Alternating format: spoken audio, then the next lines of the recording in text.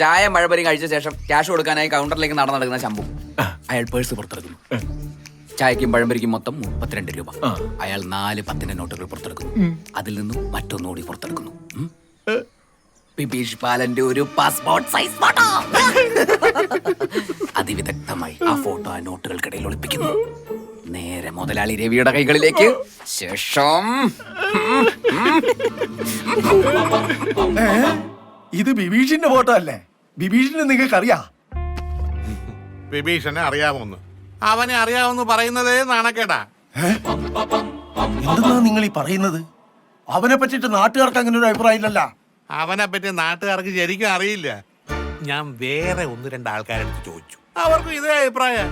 നാട്ടിലെ ആളൊരു മാന്യൻ, എന്നാലേ അവന്റെ കളി മുഴുവൻ നാട്ടിന്റെ പുറത്താ. മംഗലാപുരത്തൊന്ന് അന്വേഷിച്ചു നോക്കേ. എന്തെന്നാന്ന് പറയൂ. അവനെ പല പ്രാവശ്യം മംഗലാപുരത്ത് പല ആശുപത്രികൾ വെച്ച് കണ്ടിട്ടുണ്ട്, അതും പല പെമ്പിള്ളാരുടെ കൂടെ. എന്താണെന്ന് പറയേണ്ട കാര്യമില്ലല്ലോ. എന്തിനാ ഇതൊക്കെ പറയേണ്ട കാര്യമുണ്ടോ? അത് തന്നെ ചേട്ട ഉദ്ദേശിക്കുന്നതന്നെ. ദൈവ, നിങ്ങളെ ദൈവ ഇവിടെ കൊണ്ടുവന്ന് എത്തിച്ചത്. ദൈവ, അങ്ങനൊന്നുമില്ല, ഒരു ഉപകാരം.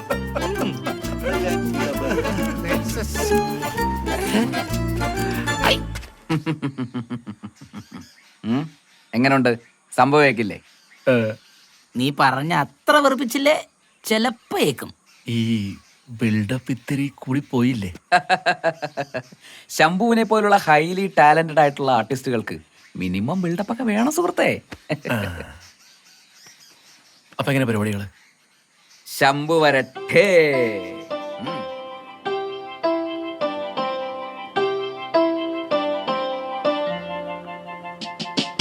நானே நானே கலைஞன், பிளாக் அண்ட் ஒயிட் வல்லவன்,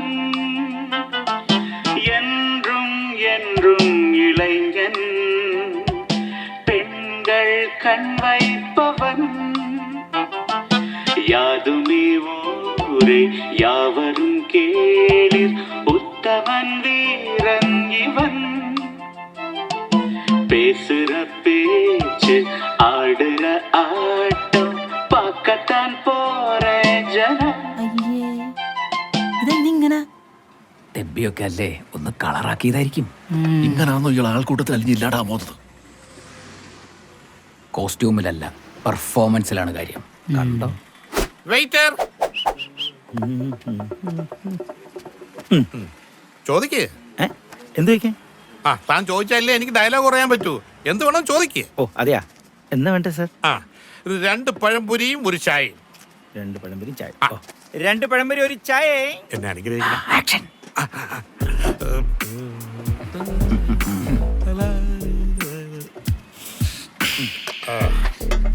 പിന്നെ ഓ 2 പൊറോട്ട എന്റെ കൂടെ ഉള്ള സാമ്പാർ പെട്ടെന്ന് വേണം. ഇനി സപ്ലൈർ വഴിയിലെ എന്തെങ്കിലും ഓപ്പറേഷനാണോ ആളുടെ പ്ലാൻ? ആണോ? ഒന്നും പറയാൻ പറ്റില്ല. Shambhu Mahadevan is an unpredictable actor. I see.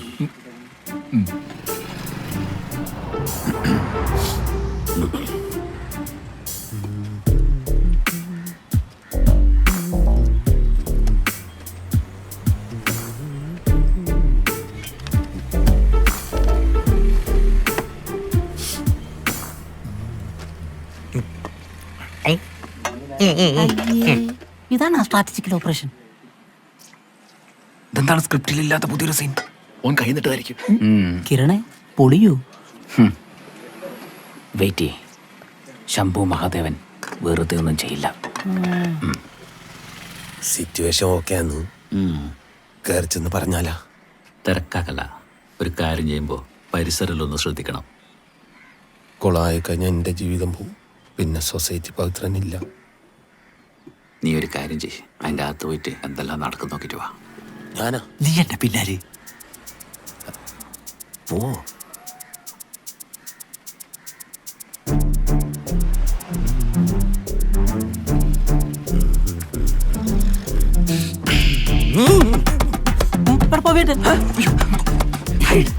ഇല്ല, എനിക്ക് തോന്നിയാന്ന്.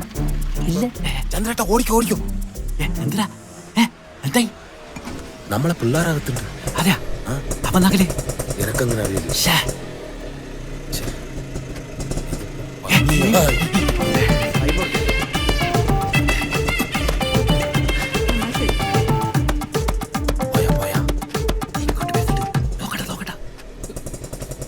ഒരു ഹോർലിക്സ് നോട്ടടാ.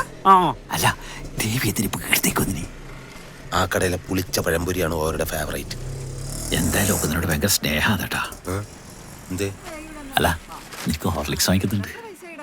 ഹോർലിക്സ് എനക്കല്ല, കറക്കുന്ന മുഴുവൻ പാലിൽ ഒരു ഹോർലിക്സ് കലക്കിയാ കുടിക്കല്. ഞാൻ വെള്ളം ചേർത്തിട്ട് സൊസൈറ്റി കൊടുക്കും. അവരും കുടിക്കട്ടല്ല, അവർക്ക് കുടിക്കാനില്ലേ? അല്ല വെള്ളം കൂട്ടി റീഡിങ് വരൂലേ? ഞാനല്ലേ അതിന് റീഡിങ് അളക്കല്.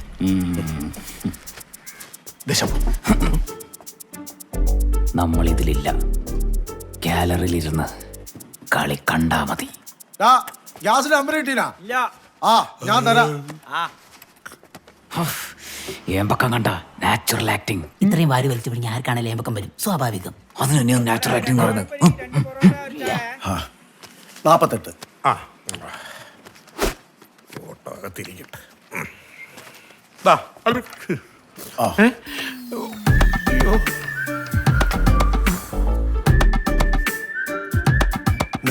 കറക്റ്റ് അല്ലേ? കറക്റ്റ് തന്നെ, പിന്നെ? പക്ഷേ ഒന്നും ചോദിച്ചില്ല. എന്തു ചോദിക്കാൻ? ആരാ എന്താന്നൊക്കെ ചോദിച്ചാലേ എനിക്ക് ഉത്തരം പറയാൻ പറ്റൂ. എന്നാന്ന്? എന്താ? അല്ല എനിക്ക് ഓനെ അത്ര പരിചയമൊന്നുമില്ല. ഇനി അഥവാ ഉണ്ടെങ്കിൽ തന്നെ അതൊക്കെ പുറത്ത് പറയാൻ പറ്റുമോ? എന്നാന്ന്? ആരാര്യങ്ങൾ ഈ പറയുന്നത്? പേര് ഓന്റെ പേര് ശബരീഷ്. അല്ല അയ്യോ ബ്രിജേഷ്. ആ ഈ കാവുംചോലയിലെ അയ്യോ അതൊന്നുമല്ല. ആ കിട്ടി കിട്ടി, മുകേഷ്. മുകേഷ് ആരത്? അല്ല അപ്പൊ അത് നിങ്ങളുടെ ആരും അല്ലേ? ആരുമല്ല. ആ ദാ വരുന്നു. അയ്യോ മുകേഷ് ആരാന്നറാ? ഏത് മോശി?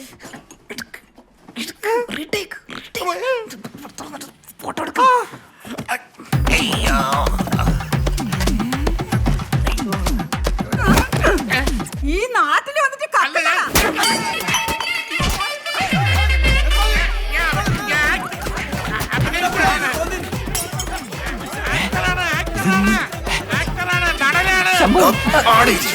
എല്ലാം കൊള്ളായില്ലേ? അൺപ്രഡിക്റ്റബിൾ ഇത്രയും വിചാരിച്ചില്ല. എന്തായാലും തീരുമാനമായല്ലോ. എന്നാലും എന്റെ ശംഭു ആടെ എന്താ കൂട്ടത്തല്ല. പ്ലാനെല്ലാം പൊളിഞ്ഞില്ല. ഇനിയിപ്പോ അങ്ങനെ അങ്ങോട്ട് പോലും ഇത്ര പെട്ടെന്ന് ഇങ്ങനെ ആടെ അടിയിടുന്നത്?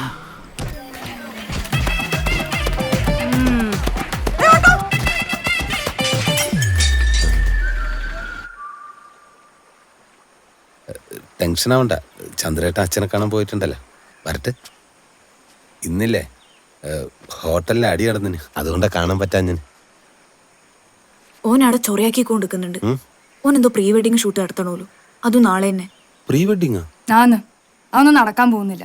ഓൻ ആരാ ഇതൊക്കെ തീരുമാനിക്കാൻ? അല്ല, നിങ്ങളിപ്പോൾ എന്തെങ്കിലും പ്രശ്നമാക്കി കഴിഞ്ഞാൽ ഇത് അച്ഛനറിയും. അച്ഛൻ അറിഞ്ഞു കഴിഞ്ഞാൽ ഇത് വാശി കൂടി ഇന്ന് തന്നെ കല്യാണം കഴിപ്പിക്കില്ലേ? അതുകൊണ്ട് ഞാനതിന് നിന്നു കൊടുക്കണമെന്നാ നിങ്ങൾ പറയുന്നത്? എന്നല്ല, പിന്നെ നിന്ന് കൊടുക്ക. ഫോട്ടോ എടുക്കട്ടെ, പക്ഷെ ഒറ്റൊരെണ്ണം പോലും പുറത്തു വരൂല. അത് ഞാൻ നോക്കിക്കോളാം, അല്ലേ?